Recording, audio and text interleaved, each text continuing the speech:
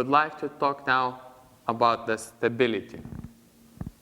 We believe it is very important to be stable in this dance. I mentioned it's not a swinging dance. So we're not using the falling action in order to throw our weight across the floor. So being stable becomes very vital. Stability depends on two things, primarily on two things. First of all, the base that is supporting our body. So if I have wider base, I'm more stable than if I have small base of support, or this one. So it's easy to lose the balance, losing the balance easily from this foot.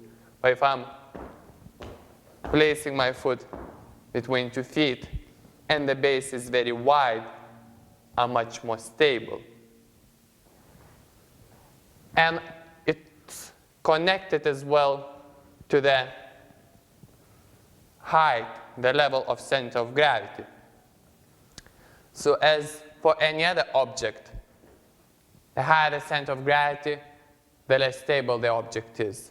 And the lower the center of gravity is, the more stable the object is. Again, if I'm going high on toes, I'm becoming less stable.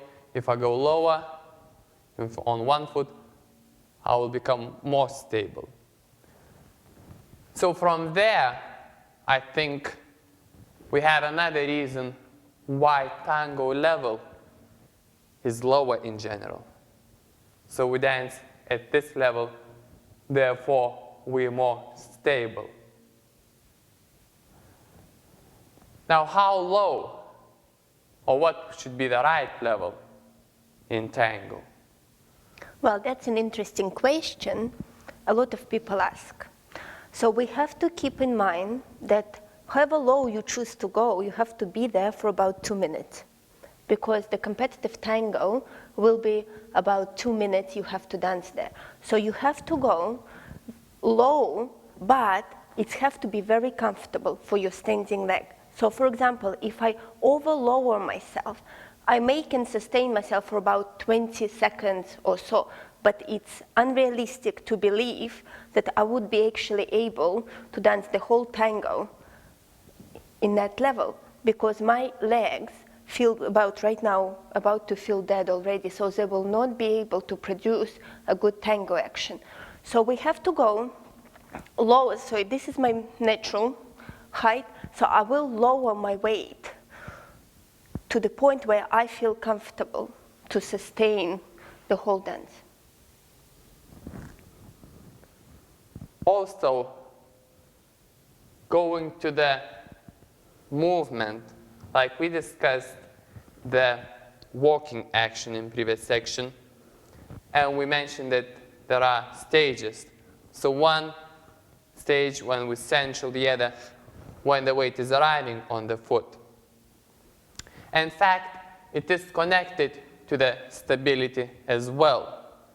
So again, when I'm central, I'm stable, more stable, and therefore when I'm transferring weight, the other foot is already preparing to go into the position. So when we take a step, I'm going again to the position where I have wide base supporting my body. So I'm not falling, I have stability. The other thing that I would like to touch here on that subject of stability is the width of that base. So as I mentioned, so we go in every step, we go through the phase where we have this division of the legs and body supported between two legs. If we want to be more stable, so it's natural to think that the bigger division would provide more stability. And also it would be more difficult to overrun the foot with the weight when the base is wide. And it would be easier if the base is smaller. So it's easier for the weight to arrive and start falling off the foot. So I'd say the statement that the steps are as big as possible is right, or more right in tango than to say that the small should be as small as possible. They are limited by time that we have. So we still have to transfer our weight from one leg or one foot to the other foot in a certain amount of time. So therefore, we cannot overstride like we could to our maximum if we have only, let's say, one beat. It is depending on the amount of time, the division, or the step, but I'm aiming to be as stable as I can. Therefore, I'm not trying to reduce the size of the step artificially. In fact, I'm trying to provide as stable as possible base, and therefore, the bigger is the base, the better.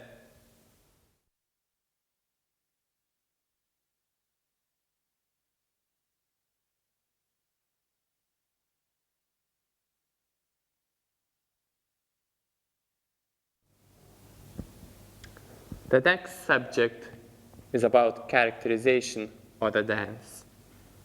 Many of you may have heard the term or the expression staccato. Tango is a staccato dance. Staccato is a musical term. It's used to describe the music. And it is when the note being played separately, so they are not connected. That's when we can say the music is staccato.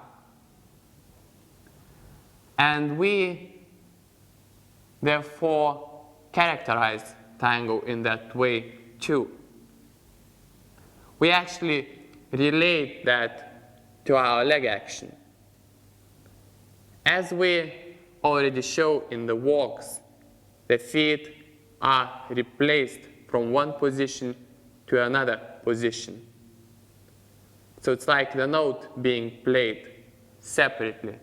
So is the foot is replaced clearly and accurately without brushing across the floor or gliding across the floor. Therefore, it's like having a clearer separation from one step to another step. And as in the music, it doesn't change the rhythm or the melody, the staccato note when it's played. So as in the dancing, the stepping action doesn't change our timing or body action. So we can have a continuous movement of weight or of our bodies across the floor, whilst the feet are being replaced very accurately from one position to another position. So in our understanding, that's how staccato comes into the dance.